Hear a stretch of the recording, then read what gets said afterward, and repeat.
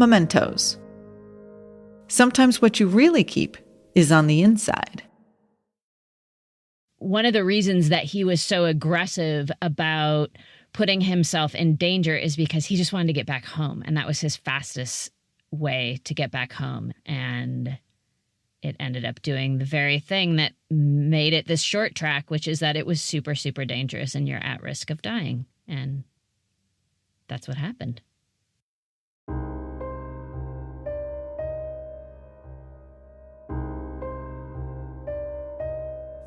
You're listening to Mementos. I'm Lori Mortimer.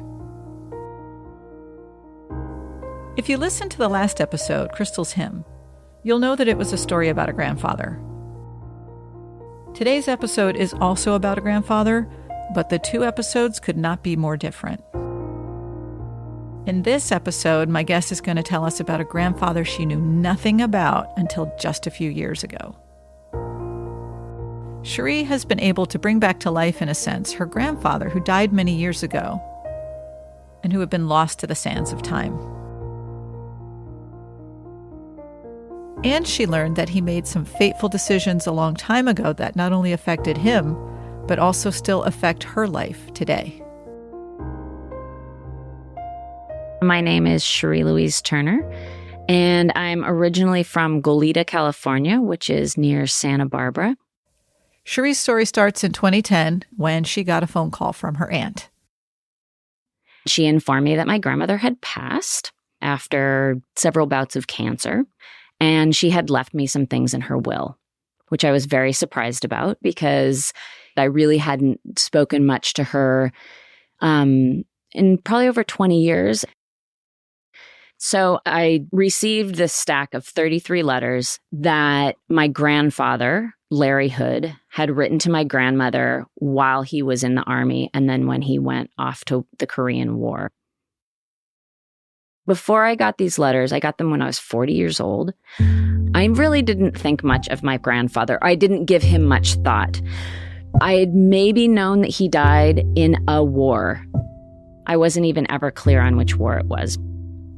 He went into the Army on the 4th of April, 1951, and he died on June 29th, 1952. He wasn't even overseas for but a few months. So by the time I was cognizant of this missing person, he'd been gone for such a long time, and nobody really talked about him because my grandmother had already been remarried twice.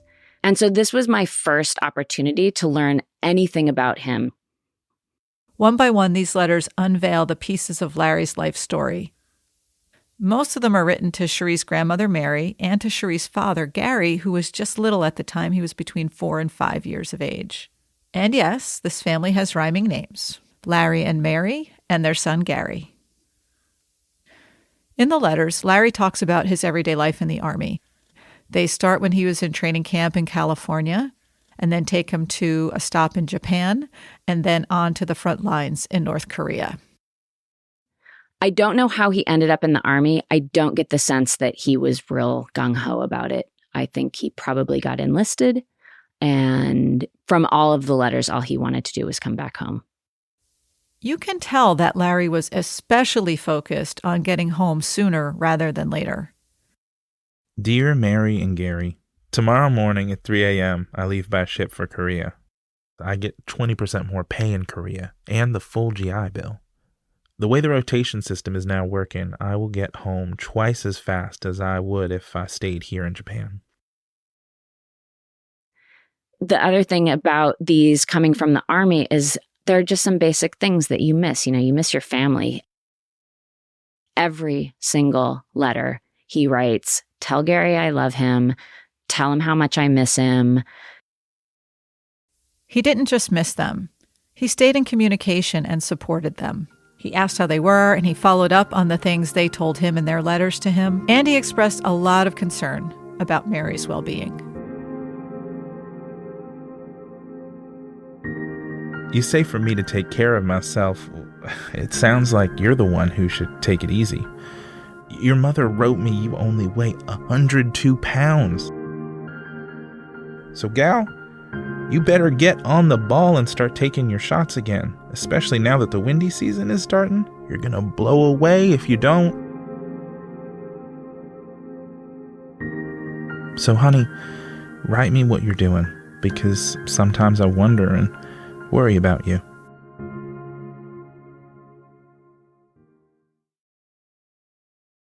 Through the letters, Cherie got a surprise about her grandparents' relationship, which makes Larry's support of Mary even more remarkable.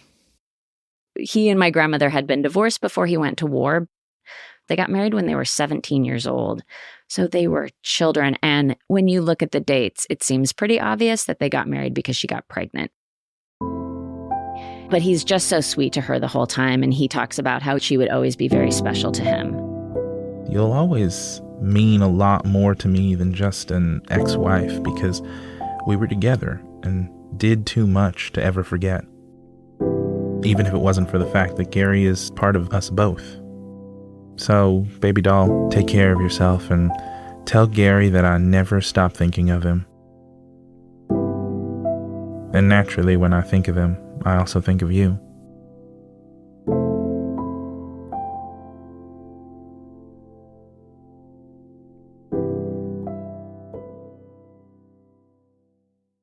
You know, not surprisingly, Cherie has opened and read through these letters many times since she got them.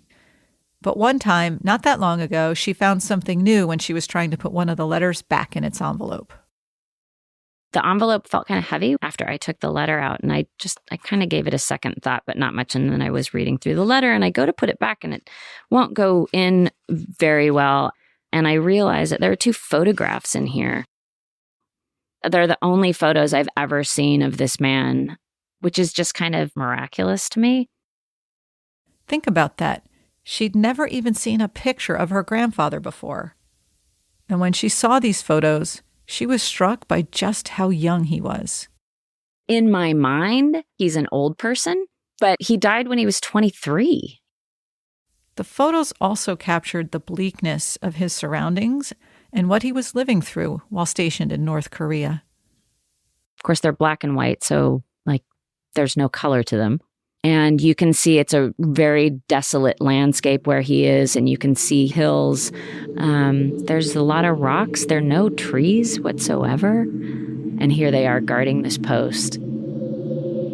Except for the guard duty half the night, we don't have hardly anything to do. But every so often, we have to go on patrols of the Chinese lines to see where and what they are doing. Going on those patrols, I can't say I like too well. As far as I'm concerned, they can stay on their hill and we'll stay on ours.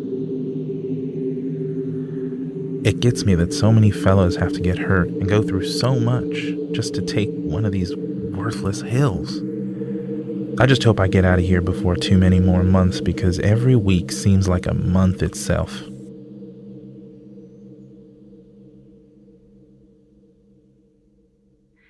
He talks about how they do live in tents and it snows. You know, they were digging into the snow in the hillside to get themselves into a warmer situation that was just for insulation because it was so freezing cold. He said it would take them about an hour in the morning to put their boots on because everything was frozen. More guys have left here because of pneumonia or frozen hands or feet than those who have gotten wounded or shot. I got frostbite in January, and my knees are still bothering me from the cold that has set in them. I'll be home sometime this summer. I'll have at least 30 days leave, which I'm going to spend at the beach. The sun will feel so good after having spent the winter here. After getting frostbite and suffering with the lingering effects, Larry makes a fateful but consistent decision. I could have gotten off the front lines because of it, but I would have been moved to a rear area where I would have to stay twice as long. I have a lot of respect for the military and the things that they do, but when you're reading about a single person's existence and their experiences, it also can make you feel like here was this man who was full of life and he didn't come back. And it really does make you wonder, was that life worth losing?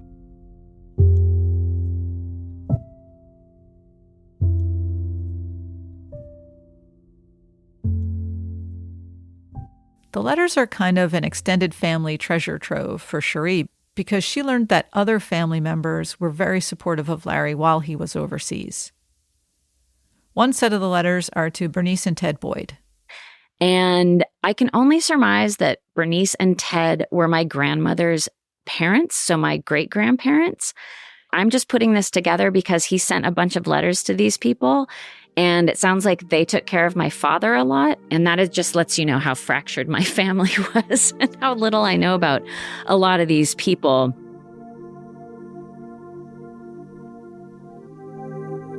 Dear Bernice and Ted, just received your letter today. You're right, spring is here.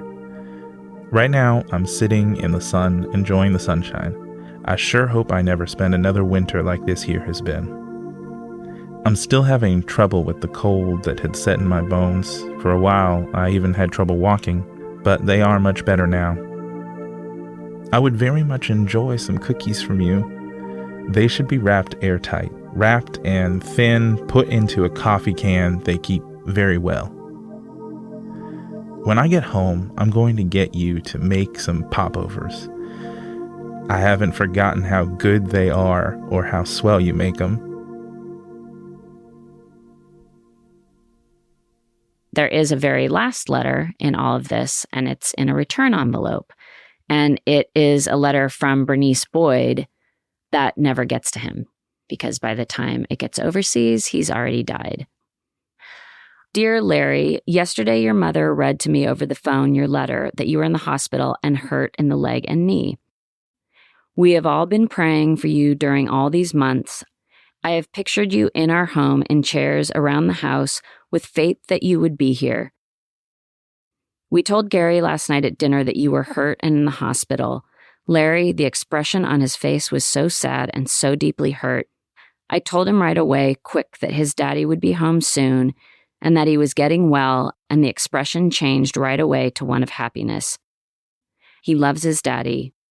We all love you. God will take care of everything, Larry. Right always wins in the end. I will accept the future as God's will.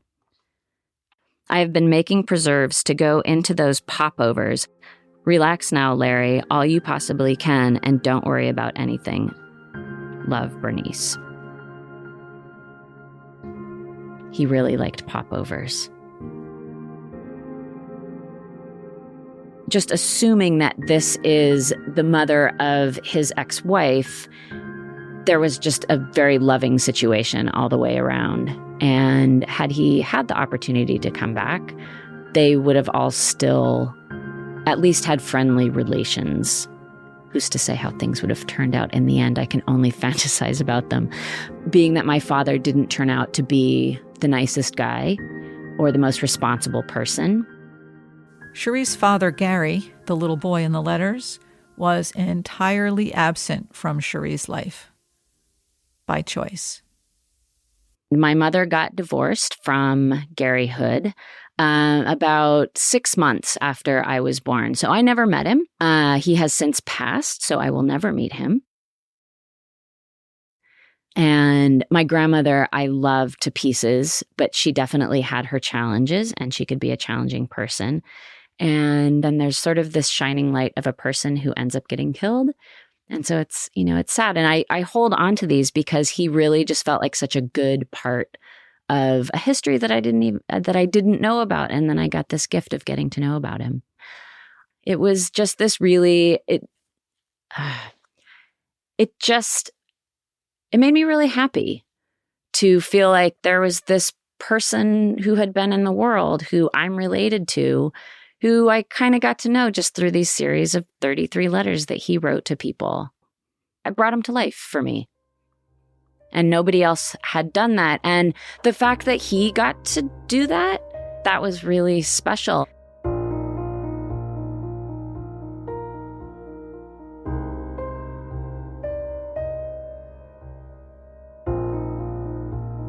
At first I was thinking, this is where Cherie's story would end. But something kept nagging at me. And it was something that Bernice Boyd said in the letter that was returned to her. She said that Larry had been injured in the leg and the knee. And I wondered if those were the injuries that killed him, because he had been well enough to write a letter home to his mother about them. I was curious, and so I did a little research, and then I called Cherie to tell her what I found. Hey, Cherie. Hey, how's it going? It's going well, thanks. Okay, so I am going to read to you from the Korean War Memorial website.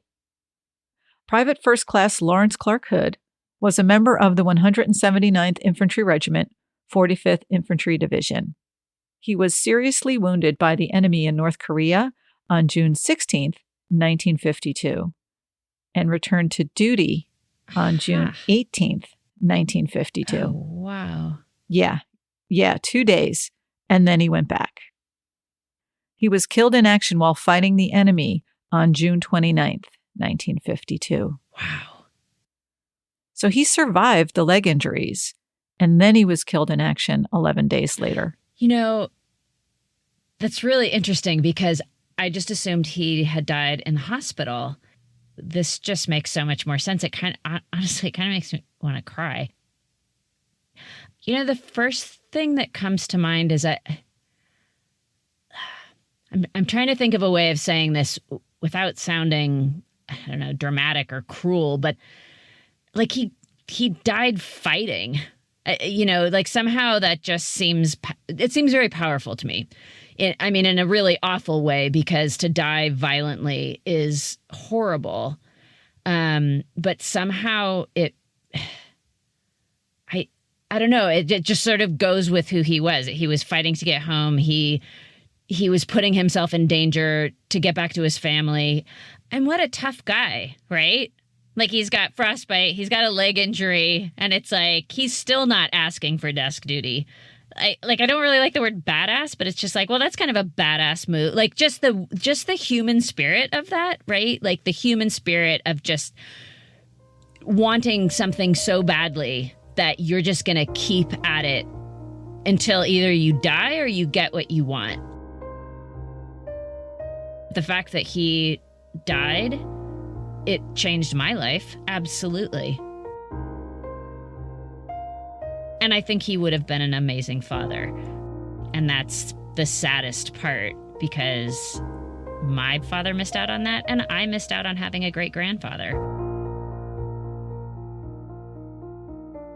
Like, every time I think about him, like, it really gets me welled up. It's the sadness of missing out on what could have been.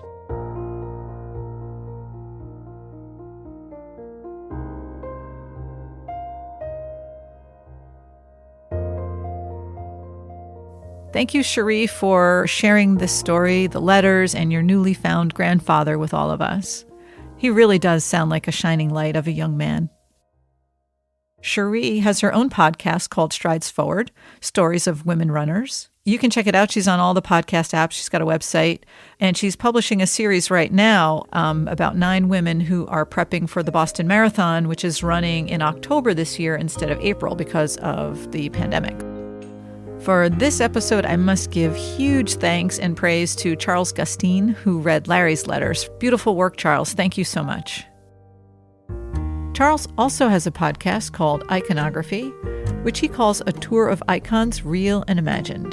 It's a mix of pop culture, history, place. So I would check it out. One of my favorite episodes is the episode on Jaws. Galen Beebe edited the story and really helped me pull all the pieces together. Thank you to the Pod Prod Secret Society and Sky Pillsbury and Jenna Spinelli for your feedback and suggestions. And as always, my main man, Steve. This episode was written, produced, and sound designed by me, Lori Mortimer. And lastly, how you can support this show. If you like mementos, and I hope you do, anytime you're talking to somebody, mention that you listen to the show and send them to it. See you again in 2 weeks, where we will not hear about a grandfather this time, but we will hear about birds. See you then.